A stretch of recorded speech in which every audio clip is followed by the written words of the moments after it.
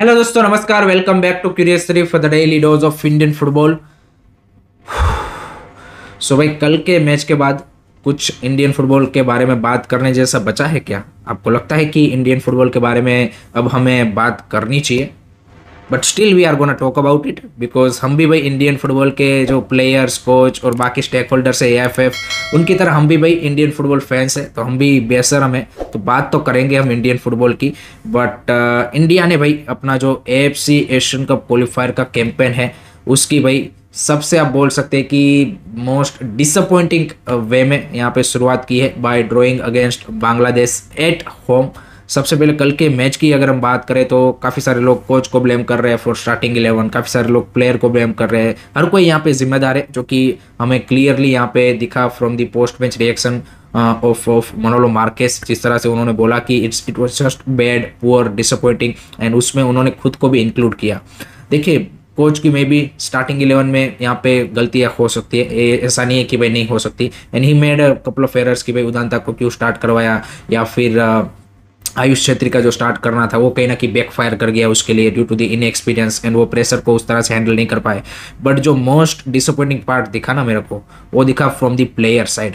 Because Bangladesh में हम बात करते हैं हमजा चौधरी का, एंड हमजा चौधरी ने दिखा दिया कि why he is at that premier league level player, जो कुछ फैंस हमारे डाइजेस्ट नहीं कर पा रहे थे। I think after yesterday's performance Hamza Chowdhury shown कि भाई there is a clearly a quality, you can say कि गैप, एंड जिस तरह से उसने उनकी टीम को भाई आप देखिए इतने शॉर्ट टाइम में आके जिस तरह से उन्होंने रन किया है, एक completely put up A shot yesterday. I think जिस तरह से उसकी आप देखिए कि फिजिकल स्ट्रेंथ दिखाई उन्होंने, जिस तरह की उसकी क्लीन टैकलिंग थी, या फिर जिस तरह से उसकी रिकवरीज थी, very quick in recoveries, and he made you can say कि lot of impact on the match. And जो बांग्लादेश ने मैच निकाला या फिर ड्रॉ किया या फिर इवन जीत भी सकते थे, उसका one of the main reason भाई जिस तरह से हमजा चौधरी ने पूरे गेम को चलाया है, and he clearly shown his quality. But Hamza Chowdhury के अलावा जो बाकी बांग्लादेशी प्लेयर ने परफॉर्मेंस दी ना, वो मेरे लिए सबसे ज़्यादा दिक्कत की बात है। आई थिंक इंडियन प्लेयरों को जिस तरह से उन्होंने इंटेंसिटी में, फिजिकलिटी में, in terms of the you can say कि स्ट्रेंथ वाइज, या फिर they are much faster than us, and outrun कर दिया भाई। They outrun us. Skill set आप एक साइड छोड़ दीजिए, दे फिजिकल एस्पेक्ट में भी उन्होंने हमको आउटरन कर दिया।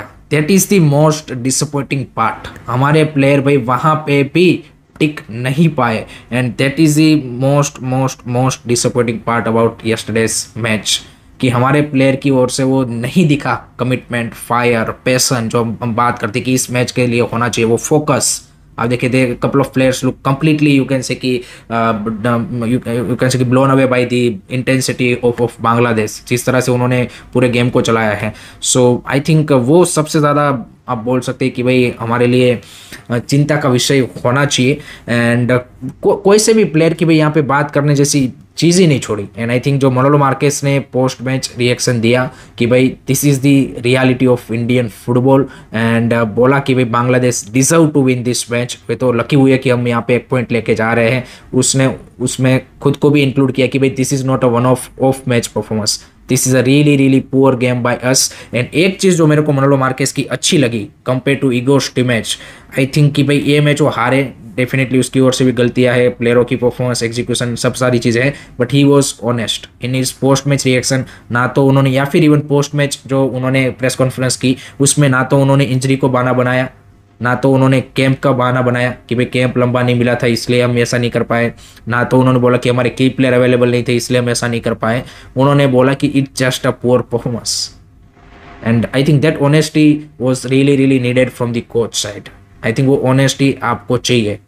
और दूसरी साइड प्लेयर्स की जो हम बात कर रहे थे, एक भी माइकल लाल, इसमें से एक भी माइकल लाल आप देखिए after putting up A such a performance, social media पे अगर एक भी स्टेटमेंट देगा ना, तो आप बोले उतने में यहाँ पे क्या बोलते कि शर्त लगाने के लिए रेडी हूँ। एक भी प्लेयर का रिएक्शन नहीं आएगा, एक भी प्लेयर का। ये हमने अफगानिस्तान के सामने भी देखा था, ये हमने एशियन कप के खत्म होने के बाद भी देखा था। Not a single player taking that responsibility और shown that you can say कि करेज कि भाई हाँ हम फेल हुए हैं।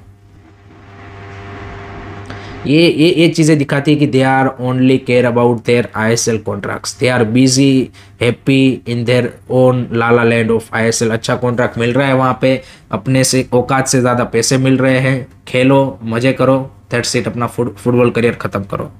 They don't care about the Indian national team at all. And वो क्लियरली भाई दिख गया है पिछले 2 साल में जो हमारी परफॉर्मेंस आई है इन Asian cup, in against Afghanistan and now this against Bangladesh, उससे वो पता चल जाता है, उससे वो क्लियरली यहाँ पे विजिबल हो रहा है। And I think Indian fans, Indian stakeholders, AFF, clubs, coaches, players, everyone, they need to realize कि भाई समय किसी के लिए नहीं रुकता।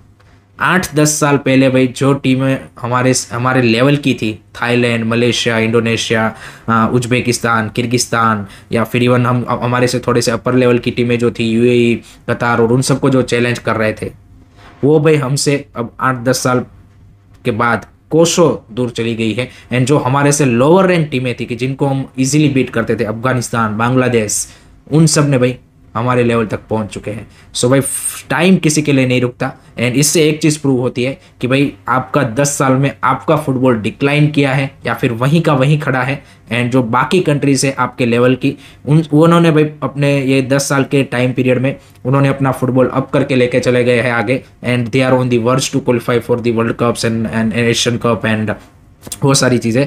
एंड आपसे जो लोअर रैंक कंट्री थी, उन्होंने भाई अपना स्टैंडर्ड हाई कर लिया है। And that's why they are challenging you. So आप वहीं के वहीं खड़े हो या फिर आप नीचे गिरे हो, बाकी सारी कंट्रीज ने यहाँ पे आपसे आगे इंप्रूवमेंट दिखाया है।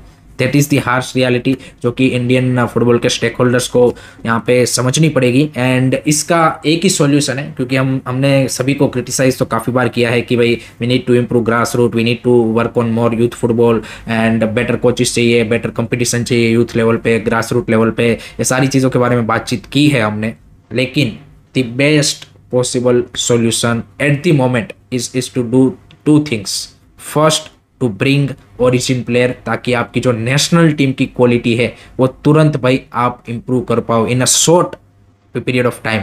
बिकॉज अगर आपको नेशनल टीम के लिए क्वालिटी प्लेयर्स चाहिए तो वो आप चाहे अगर ग्रास रूट यूथ फुटबॉल में भी काम करोगे तो भी आपको नेक्स्ट 4-5 ईयर्स तो लगेगा उसके रिजल्ट आपको। यहाँ पे अगर आपने अभी से आज से स्टार्ट किया, सही तरीके से एग्जीक्यूशन स्टार्ट किया, तब भी आप मान के चले कि 4-5 साल तो आपको लग जाएंगे कि कुछ प्लेयर आप उस तरह के ला पाओगे। एंड ओवरऑल 8-10 साल का साइकिल लगेगा कि जहाँ पे आप चेंज ला सकते हो।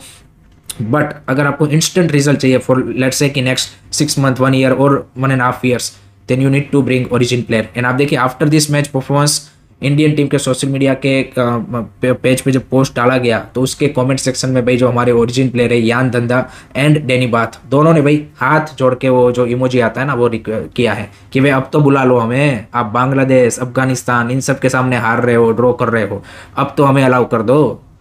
I think this is the high time for government and AFF to think about this scenario, because this is the end game for Indian football.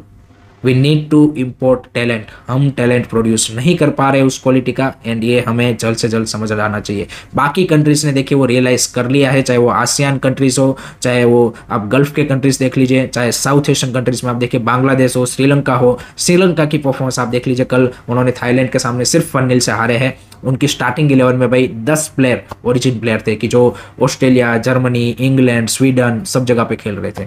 And इसीलिए वो 200 रैंक श्रीलंका ने 97 रैंक थाईलैंड की टीम को भी challenge किया और 1-0 से ही वो मैच हारे हैं सिर्फ। अदरवाइज हम सबको पता है कि श्रीलंका कोई ऐसी टीम नहीं थी।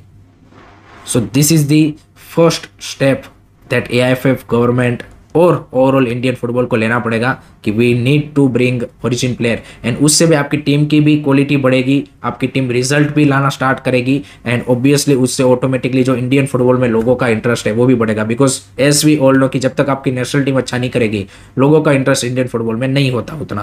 तो ये फर्स्ट स्टेप है। एंड दूसरा स्टेप है कि मीन टाइम आप अपना जो सारा वो जो वहाँ से इन्वेस्टमेंट या फिर जो भी आएगी पॉजिटिव चीज़ें, उसको आप यहाँ पे डाइवर्ट कीजिए ग्रास रूट लेवल पे। आप इन्वेस्ट कीजिए ग्रास रूट लेवल पे, फोकस कीजिए ग्रास रूट लेवल पे कि भाई फर्स्ट टीम आपकी चलो फिक्स हो गई है वहाँ पे, अब जो सारा फोकस है कि भाई ग्रास रूट को किस तरह से मजबूत किया जाए, उसके ऊपर फोकस किया जाना चाहिए। 2 स्टेप इंडियन फुटबॉल को लेने पड़ेंगे otherwise reality is gonna not change. And एक चीज़ जो काफ़ी सारे लोग बोलते हैं कि भाई इंडियन फुटबॉल का कभी कुछ नहीं हो सकता, देखिए in footballing history every decade we have seen all over the world कि भाई कोई ना कोई एक ऐसा कंट्री निकल के आता है कि जो उतना ज़्यादा फुटबॉल में कोई बड़ा कंट्री नहीं होता है, बट 10 साल के टाइम पीरियड में वो कंट्री अपने वहाँ पे फुटबॉल में ऐसा काम करता है कि एक वो फुटबॉल में आप बोल सकते हैं कि रेकनिंग फोर्स बन के निकलता है।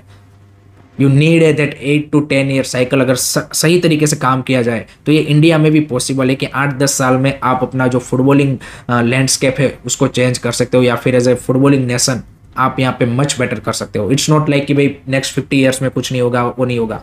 सही तरीके से काम किया जाए तो 10 साल में भाई किसी भी कंट्रीज का यहाँ पे फुटबॉलिंग लैंडस्केप चेंज हो सकता है। Perfect example is Uzbekistan. 8-10 साल पहले हमारे साथ ही वो खड़ा था कहीं ना कहीं रैंकिंग वाइज या फिर वट एवर मैनर में। अभी they are on the you can say की words to qualify for FIFA World Cup. So ये बात रियलाइज करनी पड़ेगी। आपके क्या थॉट्स है इन सारी चीज़ों के बारे में कमेंट सेक्शन में ज़रूर बताइए। अब बात कर ले थोड़ी सी यहाँ पे बाकी रिजल्ट्स के बारे में भी। तो as you can see Sri Lanka just lost 1-0, Pakistan lost 2-0 against Syria, then Nepal ने भी आई थिंक 2-0 से मलेशिया से हार गई है, फिर भूटान ने यमन के सामने ड्रॉ किया। But the most important result was the Singapore Hong Kong draw, because वो हमारी ग्रुप में टीम है। सो उन्होंने भी कोई एडवांटेज यहाँ पे कोई एक टीम को क्लियर कट इस ग्रुप से नहीं मिला है, सभी टीमों के एक पॉइंट है। तो that's the only good part for India in this first round of AFC Asian cup qualifier. So that gives India in second round की भी वो वहाँ पे अगर विन लेते हैं तो एक आप बेटर पोजीशन अपने आप को मेंटेन कर सकते हैं। ऑन दी अदर साइड जो AFC के वर्ल्ड कप क्वालिफायर्स के राउंड 3 के मैचेस थे उसमें भी इंटरेस्टिंग रिजल्ट देखने को मिले। उज्बेकिस्तान ने ईरान के सामने अवे में जाके भाई 2-2 का ड्रॉ खेला, and Iran obviously qualify for the FIFA World Cup, so they become the second country from Asia after Japan, and overall they become the 6th country to qualify for FIFA World Cup 2026। and सामने Uzbekistan के लिए भी अब और ज़्यादा उम्मीद बढ़ गई है। लास्ट 2 मैचेस में उनको सिर्फ चाहिए 2 more points and they will be qualifying for the FIFA World Cup 2026, जो कि लग रहा है पॉसिबल है काफ़ी इजीली। आई थिंक जिस तरह की उसकी टीम फॉर्म में है, जिस तरह की फुटबॉल खेल रहे हैं, तो उससे वो आसान दिख रहा है। On the other side Kyrgyzstan beat Qatar 3-1। आप देखिए कि जो 2023 में किर्गिस्तान को हमने 1-0 से हराया था, वो अभी कतार को भाई 3-1 से हरा के आ रही है। So that's also another example कि भाई आपके लेवल की कंट्रीज कहाँ पे पहुँच के किस टीमों को चैलेंज कर रही है, किस तरीके से यहाँ पे चैलेंज कर रही है। Japan draw against Saudi Arabia, on the other side South Korea also draw against you can say ki Jordan, and Indonesia get a crucial 1-0 win over Bahrain to go into the round 4 of World Cup qualifiers। I think वो उनको 4th position पे finish करने के लिए this was much important win। on the other side Argentina becomes the 7th country to qualify for FIFA World Cup after thrashing Brazil 4-1, and again Argentina is showing कि भाई they are one of the team in the next edition of World Cup are favourites, because जिस तरह से आप देखिए without Messi उन्होंने Brazil के सामने परफॉर्मेंस दी है, that was a incredible performance. 4-1 की भाई जो स्कोर लाइन है, I think that shows their quality and as a unit how they are gonna performing. So total 7 टीमें अभी तक वर्ल्ड कप के लिए कंफर्म हो चुकी हैं, एंड धीरे धीरे और भी टीमें यहाँ पे हमें देखने को मिलेगी। नेक्स्ट अब बात करते हैं कल भाई यहाँ पे मैच के अलावा एक और इंडियन फुटबॉल के रिगार्डिंग इम्पोर्टेंट यहाँ पे इवेंट था, and that was AFF's new constitution case in supreme court की, जिसकी हियरिंग कल हुई। फाइनल वर्डिक्ट नहीं दिया गया सुप्रीम कोर्ट की ओर से, बट उन्होंने 2 एंड 3 अप्रैल को यहाँ पे सेट किया है as the you can say की टू कंक्लूड दिस केस। सो यहाँ पे जो ड्राफ्ट कॉन्स्टिट्यूशन है उसकी रीडिंग भी वहाँ पे हियरिंग भी हुई, उसके कुछ पॉइंट्स भी यहाँ पे रखे गए, सारी जो स्ट्रक्चर कैसा होगा, जनरल बॉडी का कौन कौन से लोग उसमें इंक्लूड किए जाएंगे, वोटिंग राइट्स क्या होंगे, बाकी सारी चीज़ें भी उसमें डिस्कस की गई regarding the FSDL contract and everything.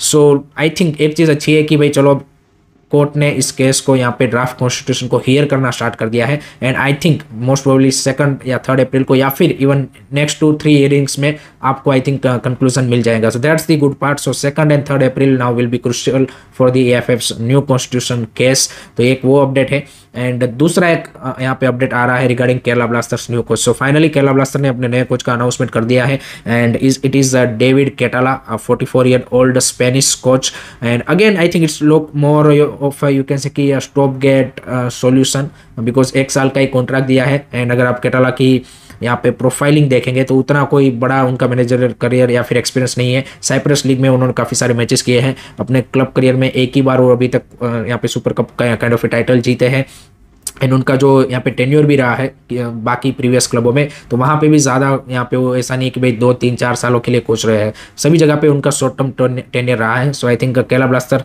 Management में मेरे को लगता है कि ये देखने के लिए किया है कि भाई सुपर कप में अगर अच्छा करेंगे और वो करेंगे देन आगे हम उसको कंटिन्यू करेंगे, या अदरवाइज आई थिंक 1 साल का है 2026 तक का, तो मे बी यहाँ पे then they will go for another coach. So I think अभी तो short term you can say कि सोल्यूशन ही ये दिख रहा है, बाकी let's see how he is gonna take Kerala Blaster in the Super Cup and then the upcoming matches. So that's it from my side guys regarding today's Indian football news. I hope कि आपको पसंद आया होगा. Keep supporting Indian football.